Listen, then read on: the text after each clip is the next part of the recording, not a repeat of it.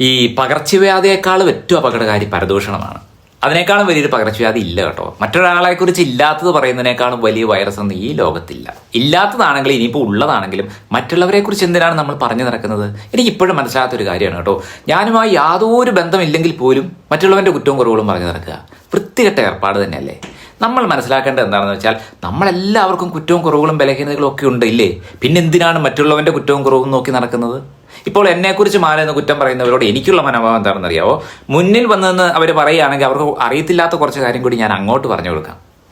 ഊഹാപോഹങ്ങൾ മനസ്സിൽ വീഴുന്ന ഭാവനകളാണ്, അതൊരിക്കലും യാഥാർത്ഥ്യങ്ങളല്ല. എന്നാൽ അനുഭവങ്ങൾ യാഥാർത്ഥ്യങ്ങളാണ്. അതാണല്ലോ ജീവിതത്തിന്റെ പാഠം എന്ന് പറയുന്നത്. ഒരു മനുഷ്യന്റെ യഥാർത്ഥ മുഖം മനസ്സിലാക്കണമെങ്കിൽ തൻ്റെ തുല്യരോടല്ല താഴ്ന്നവരോട് എങ്ങനെ പെരുമാറുന്നു എന്ന് നോക്കിയാൽ മതി. നമ്മുടെ പ്രവർത്തികൾ നല്ലതാണെങ്കിൽ നമുക്ക് നല്ല സമാധാനം കിട്ടും. കർമ്മത്തിന്റെ ഫലം ഇന്ന് ലഭിക്കുമോ നാളെ ലഭിക്കുമോ ഈ ലോകത്തുനിന്ന് തന്നെ ലഭിക്കുമോ എന്ന് നമുക്കറിയില്ല. നമ്മുടെ കർമ്മങ്ങൾ മൂലം മറ്റൊരാൾക്ക് സന്തോഷം